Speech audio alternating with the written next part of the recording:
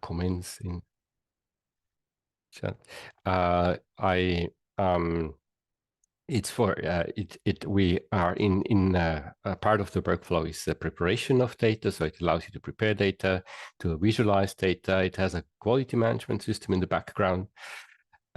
We try to make it as accessible as possible to everyone throughout the European Union, but of course worldwide, by providing the service in as many languages as possible.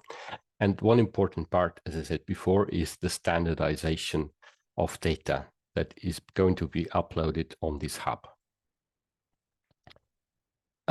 Today's training session is going to address two major questions. First of all, why do we have to standardize data or terms?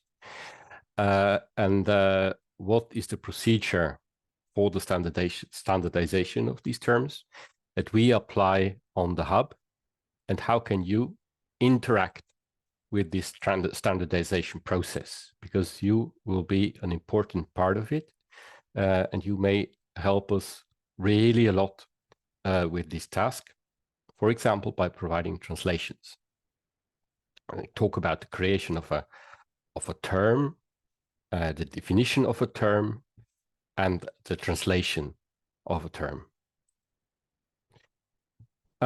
First of all, why standardization? Well, we are in data science, science in general. We collect data. That might be, as you see here, the weight of a honey super that you measure with a scale, and well, the outcome is what you measure is 31.9 kilogram. This is nothing you have to standardize.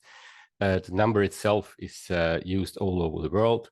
The unit itself is an SI unit, so unless you are living in a country where you do not adopt the metric system, it's pretty standardized. This is nothing what you have to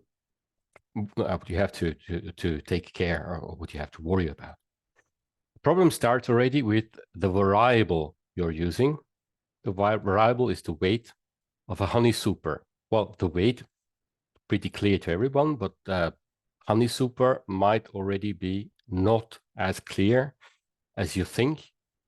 For example, for someone who doesn't speak English, it might be different to understand what you mean by a honey super. These variables are what you might also call the column headers. That's the same thing. Column header, in this case, honey super, and weight. This is something, a term that requires already a definition on the European Pollinator Hub, because you create, when you upload data, you create descriptors. Descriptors are the same thing as a column header, and there you have to define what you mean by honey super in order for all the other people that may use your data to understand what you actually mean with it. Well, honey super is still easy, but there are much more difficult terms that might require definition. This will allow you to link data from different sources, because if you have well defined what you mean with a given column, then everyone else can use it and data can be linked. This is the precondition to do it. Otherwise, you just dump your data and you hope that the others understand what you mean. You might also structure, and that would even be better, in your data in this way. And in such cases, you need to define what you mean by the single items that you're using, like honey box, empty frames, honey. These are things you would have to define before you upload it to the data hub, in order for other people to understand what you mean. So not everyone, keep in mind, in the European Union, not everyone, scientists, yes, but not all technicians, might understand English language. The same thing happens with data that are measured on an ordinal scale. We have scores in numbers, but of course, you have to describe this course, and the description of this course should be, doesn't have to be, but should be somehow standardized and described. And the same, of course, is true for data on a nominal scale, where you only have use words in human language to assess your data. So this is where the standardization process with the application dictionary is important. Or imagine a language that you do not understand. Or imagine terms that are scientifically not really correct, like the utilization of the term acacia for Rubinia pseudacacia. Rubinia pseudacacia is not an acacia, but beekeepers call it acacia, even though it's wrong. So such cases might need some standardization. And that makes it easier for us, for all of us, to use the data on the Pollinator Hub. The workflow for the standardization of terms is a three-step process. First of all, you create a term, or you propose a term. You select a unique name for it, you embed it in a network, you define analogous terms. Eventually, you have a discussion about these terms. You have interactions with the users. So this would be all the whole process that is on the line with the white on the line of the white box. So that is performed by a trained process manager. So this is not your job. Your job, you're the user. You are, for example, via the discussion panel, may contribute to this process of proposal of a term, of naming of a term, of embedding in a network. The process manager then consolidates, taking into account the outcome of the discussion, consolidates the term, approves it, and then it is officially approved. Next step is the definition of the term.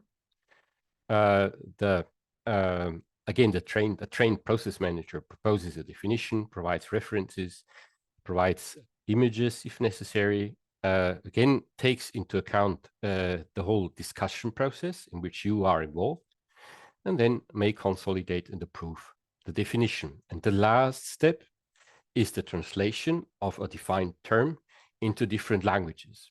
And this is where we really need you, because only in the European Union, we're not talking about the whole world, but only in the European Union, we have 24 official languages. We have many more languages, but 24 are official.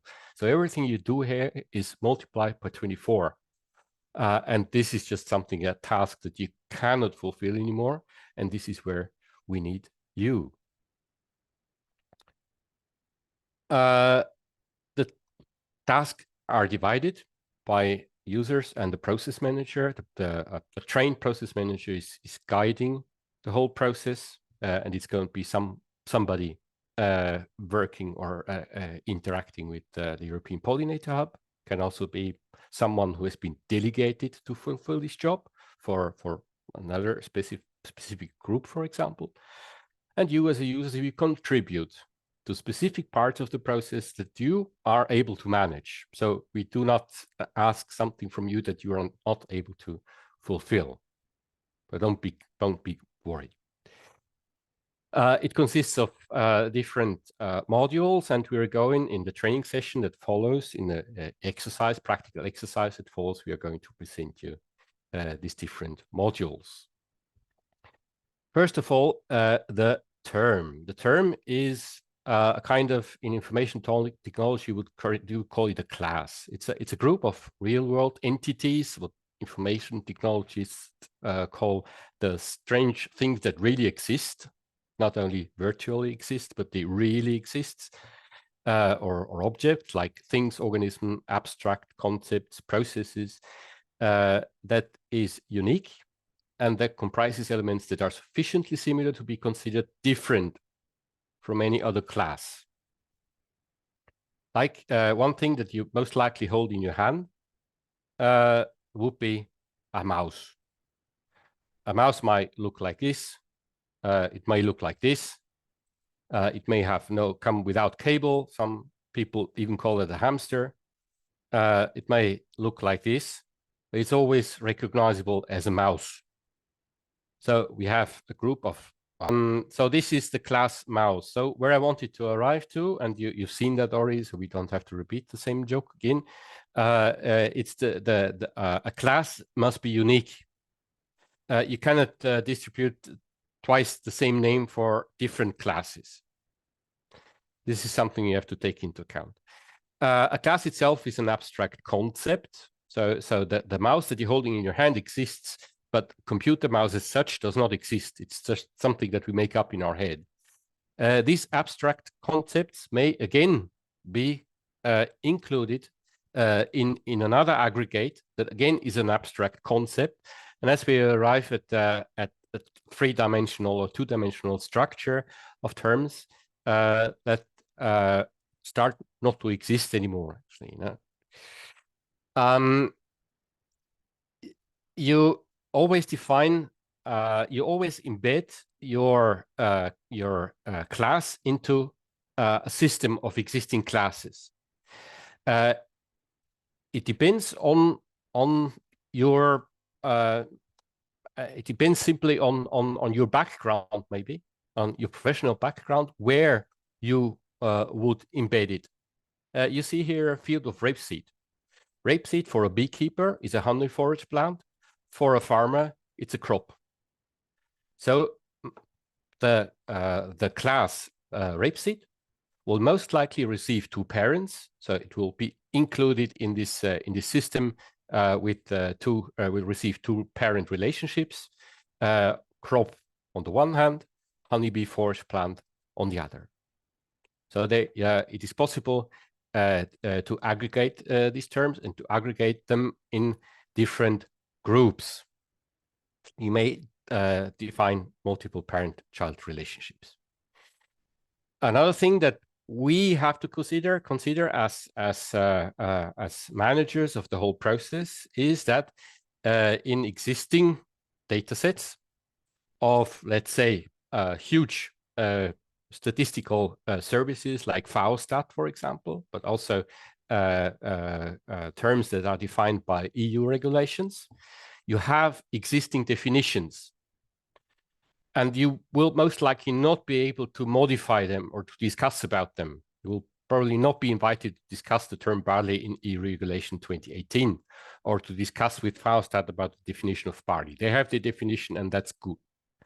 What we do in the database, and that's our task, to define analogies. We tell the system, look, barley in Regulation EU 2018 is the same thing as barley in FAOStat data, which is the same as Hordeum vulgare in the EUPH, in the European Pollinator Hub. It becomes a bit more tricky with honey. We are running a bit out of time, so I would not go into detail, but things may become more complicated and more be complicated as they seem if it comes to the definition of honey, which isn't the same in every country or in every block or in every part of the world.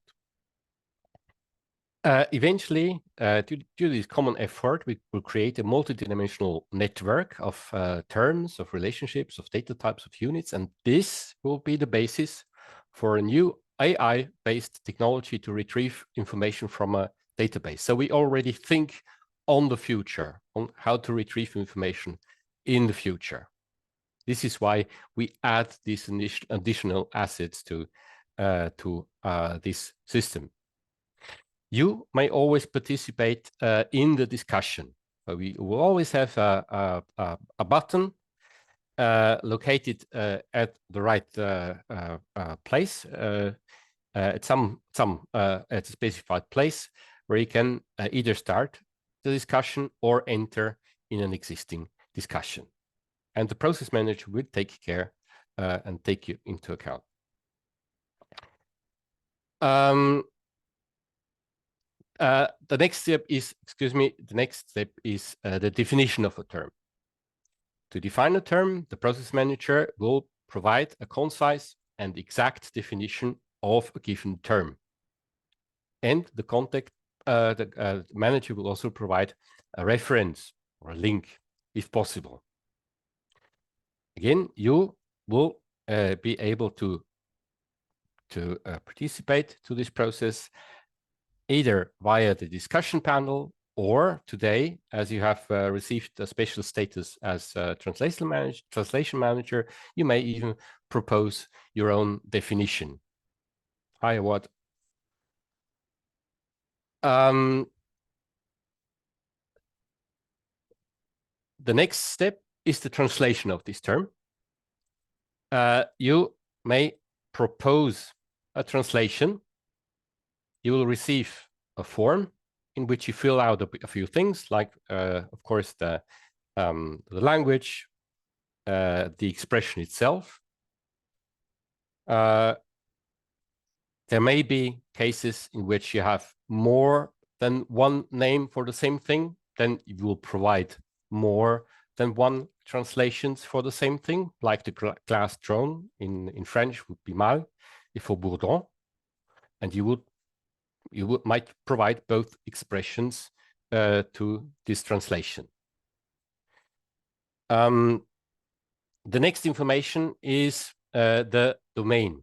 If you have a translation that is specific to a given domain, like veterinary medicine or botany, then you may say, you may assign this specific domain to the translation.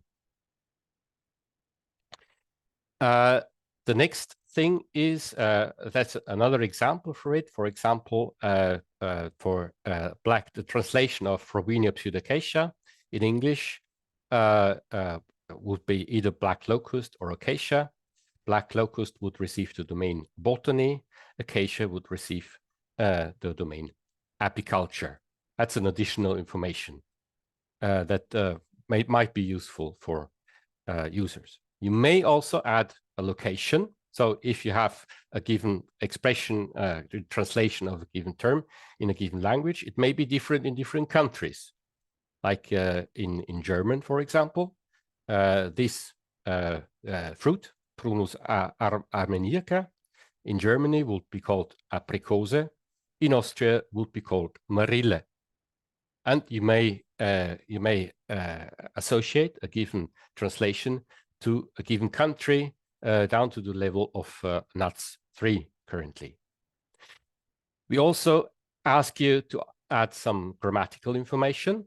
This at first sight might seem useless, but in some languages, like in German language, for example, the word see has a different meaning in male or in female grammatic gender. In male grammatic gender, it is a lake. Female, if it has a female grammatic gender, and you do not see that in the word itself, it means ocean. And as you see in this picture here, you should not mix up, because that would lead to a catastrophe.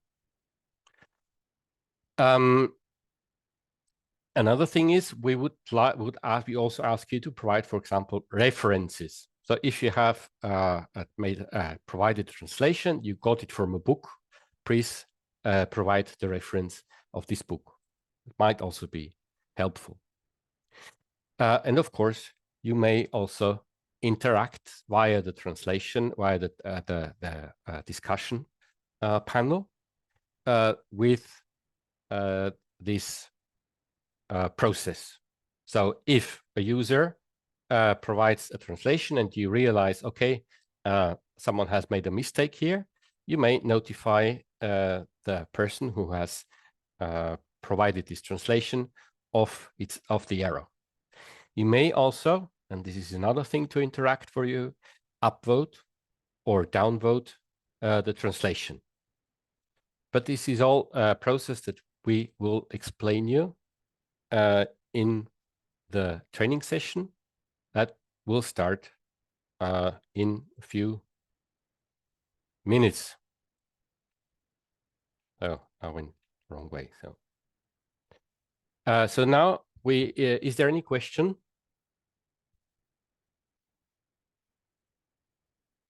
Please come forward. Noah, you have a question?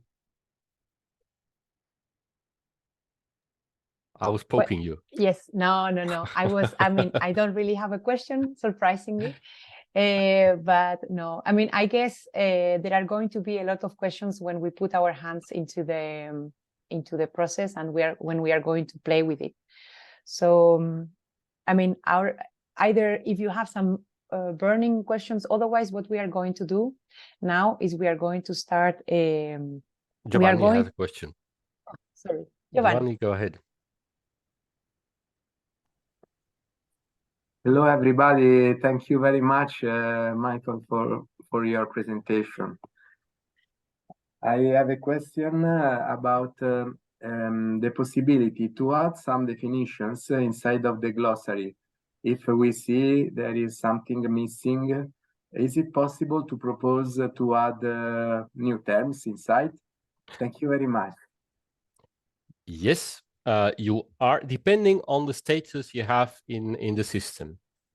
So we do not allow everyone to propose new terms because that would mess up the whole system. Okay. But if you are, for example, a data provider, you are already allowed to propose terms that remain within your data set. Mm-hmm. The manager of the process is going to be alerted. It's getting an alert. See, oh, someone has proposed a term. And the manager of the process may decide whether to or not to use, to promote this term that is now specific for your data set, to promote it to a general term. You may also contact, and there will be, currently it's not implemented, but there will be a button, and you can ask the manager of the process to promote this term to a general term. That also be possible, but it's continuously surveyed, and we continuously see if there is any necessity. And if you, for example, you start your own, if you did start it, if you were a process manager, a promoted process manager, that depends on your status, you would be allowed to do it by yourself. But as I said, it's a bit complicated. It's a complex system, and we don't want it to be messed up. Okay, thank you very much. Thank you very much for your answer. But I think now when we are going to go into playing with the term, we are going to see what the possibilities, let's say. I think that's okay. Are there any other burning questions? Otherwise, we go to the exercise, and then we will be divided into 3 groups to make it more interactive. No? Okay. Well, then I ask Santiago, that is assisting today with the technical part, to divide us all. So each of you are going to be allocated to a breakout room in which you will be either with Michael or with me or with Jill. Jill, if you can please put your, thank you, your video. So we are part of the team developing the European Pollinator Hub.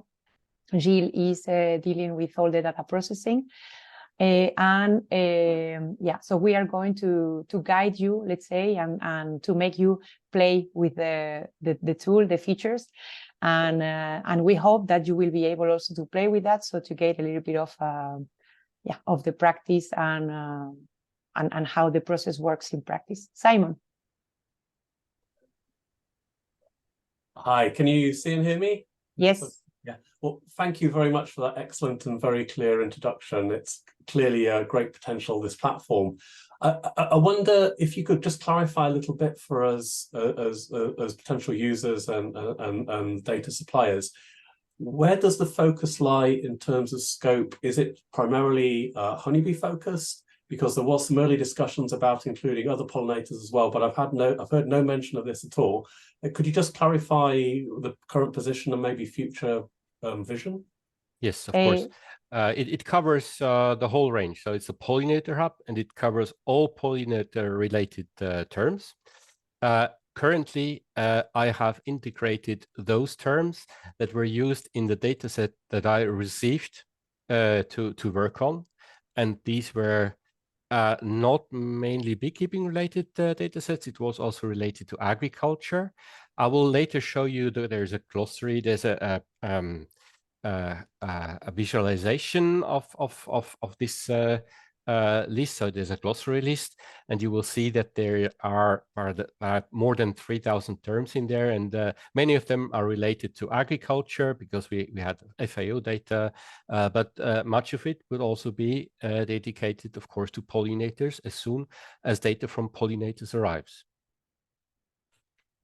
Thank you very much. That was really helpful. So it is aimed to be inclusive, yes. Yes, it's definitely meant to be inclusive. And if you may ask them, just add a reply to Giovanni again, because that's what I forgot. There will be dedicated sessions, like for example the session of the activity of the BXML group of Apimondia, in which this process is going to, in which you may directly contribute to this process. Thank you. Thank you so much. Thank you. Yeah, if I can just add to what Michael said regarding the possibilities of integrating terms, let's say, terms and topics. So the hub is meant to be really very broad, to integrate any pollinator related term. So it doesn't matter if it's taxonomic terms or if it's data about I don't know, ecotoxicity of bumblebees or of Osmia rufa or whatever. Like really anything can be integrated as long as it is pollinator related. So, I mean, and then you could argue that pollinators actually touch a lot of different subjects. So therefore, it's meant to be very, very wide.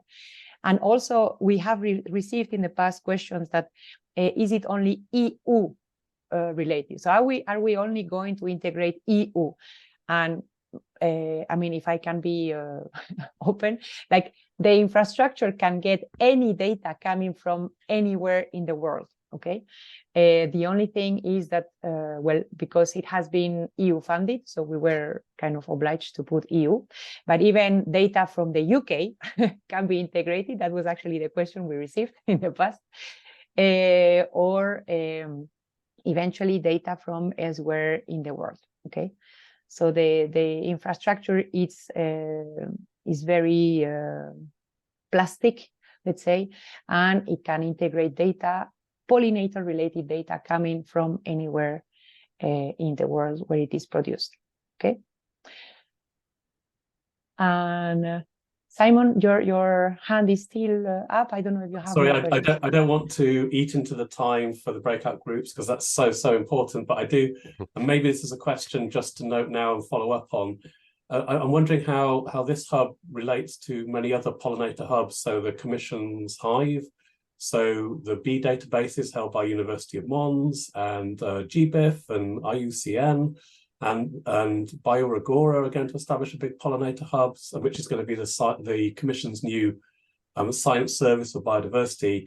I'm sort of wondering how all the bits fit together, and maybe we need a separate conversation. I don't know if you can answer that now or maybe later on. Yes, well, certainly. The thing is that in all these hubs, they are covered different parts of the whole. And what we try to do is really to provide an infrastructure so that we can integrate the whole, but providing the authorship somehow and the how you say the copyright, if you can say, of where the data come from. But so far, that's the problem, that we have enormous amount of data that collect different sets of data for different purposes. And here, with different qualities as well, different quality of data. So here, so then whenever there is an effort from, so for instance, I don't know, like I'm thinking, for instance, the Atlas of Hymenoptera, for instance. So if you want to, this is a very good, it has been used for many years, etc. But maybe, for instance, if you want to take this data, to analyze this data for other purposes, maybe you don't count there with the possibility of reusing this data for other purposes. So here, what we are trying to do in the Pollinator Hub is first to establish a framework in which any data of any sort can be integrated. Second, that the data is well documented, well authored, like all the copyright is expressed, and it can be and providing all the licenses for referring to it, etc. And then doing a quality check of the data. Okay, and then anyone who is interested about any pollinator related issue, they can go here and they can find it. They can see where the data comes from. And then they can. So this hub does not get the authorship of the data that has been generated by others. This hub just puts together all this data, standardize it, makes it reusable, well documented, and that's a quality check of the data, and makes it more so centralize it so that anyone who is related can know that other sources exist and who have created the other sources. So that's the difference, if we can say. Thank you. That's really helpful. Thank you.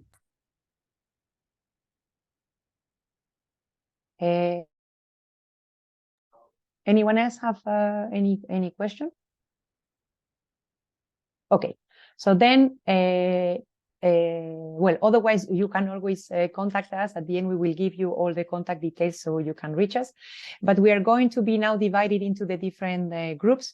If you want to interact into the exercise, the practical exercise that we are going to do during the breakout sessions, in the chat, we have sent the link so you can register and you can play with it. And yeah, and I wish you a lot of fun. We have 30 minutes to the practical session, so we reconvene. Well, it's a little bit 10 minutes delay, so 10 minutes after 3 o'clock. Okay. So Santiago, if you can send us, I will stop the recording now. Okay, perfect.